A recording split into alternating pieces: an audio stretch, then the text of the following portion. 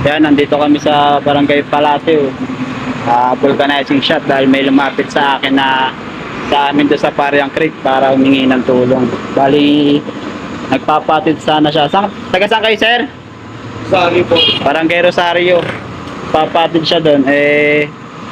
Nag-offer na lang kami na iatid dito sa vulcanizing shop na mas malapit para makauwi nga po sa kanila. Sir, pwede bang makita yung ID ulit? Para for the record lang din. So, ang pangalan ng sir is Carl Adrian Rabasa Rabara. Ilan taon na kayo, sir? 18 po. 18 years old.